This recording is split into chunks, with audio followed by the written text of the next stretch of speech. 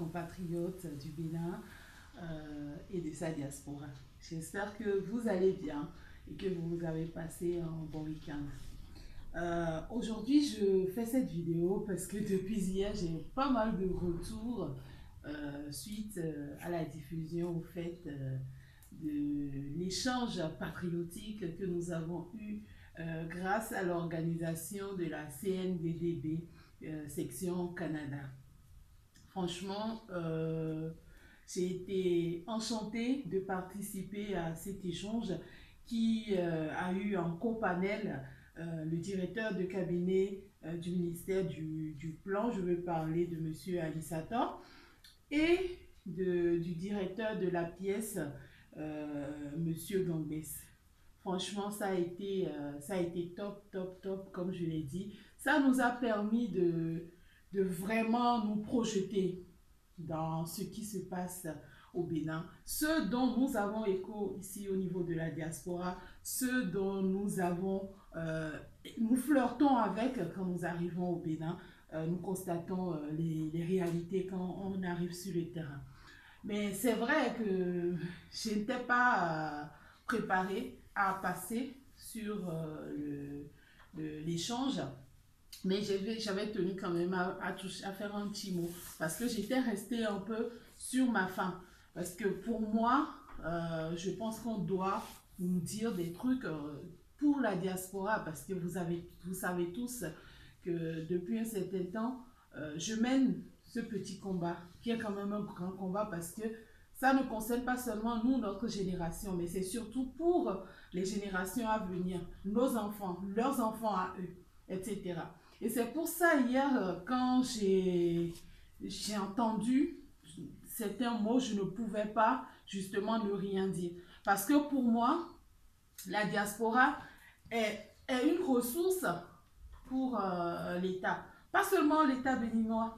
Toutes les diasporas sont des mines d'or pour leur pays d'origine. Donc, pour moi, les pays d'origine, c'est-à-dire le Bénin, ne peut pas écarter sa diaspora de son développement.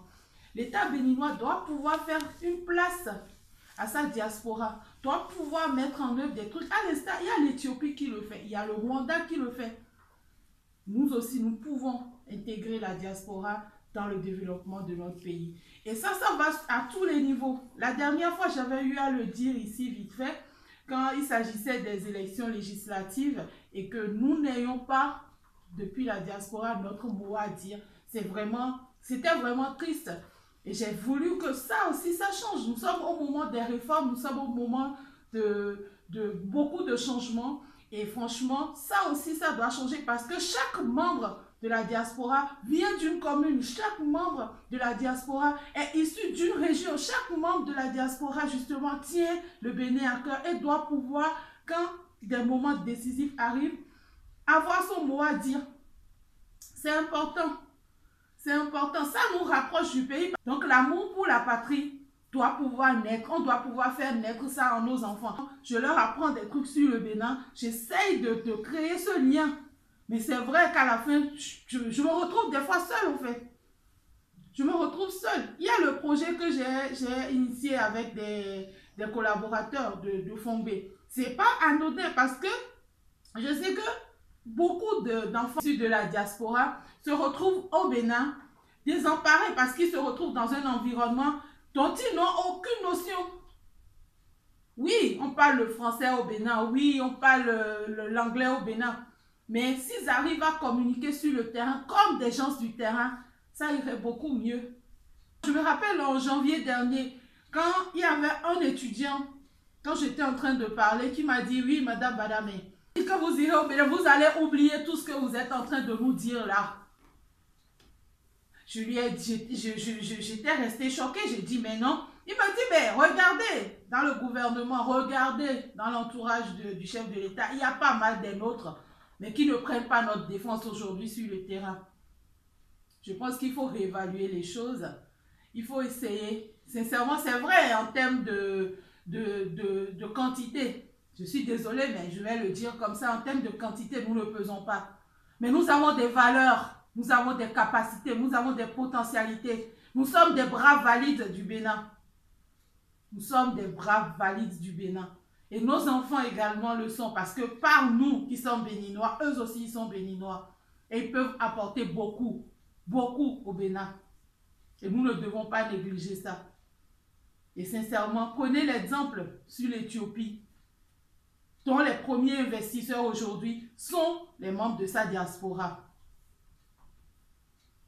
Franchement, essayons de revoir les choses. Je ne veux pas être très longue et là je suis déjà à plus de 7 minutes. Mais je vais m'en arrêter là. Essayons de faire le nécessaire pour pouvoir concilier la diaspora au développement du Bénin. Parce qu'on ne peut pas demander à un enfant de remplir les mêmes formalités pour être chez son père qu'un étranger qui vient s'installer. C'est impossible. Et c'est comme si vous nous demandez ça aujourd'hui. C'est comme si vous nous demandez, nous sommes chez nous, nous devons avoir l'opportunité de venir nous asseoir. Nous voulons juste que l'État soit notre cautionnaire, que l'État puisse nous permettre, regardez, il y a les logements sociaux. L'État peut nous permettre, nous qui sommes au niveau de la diaspora, via les ambassades, de pouvoir accéder facilement à ça. Nous sommes aussi des enfants du Bénin. Nous sommes aussi des enfants du Bénin. Et je pense que l'État doit vraiment se pencher sur ça. Merci beaucoup et agréable semaine à tous.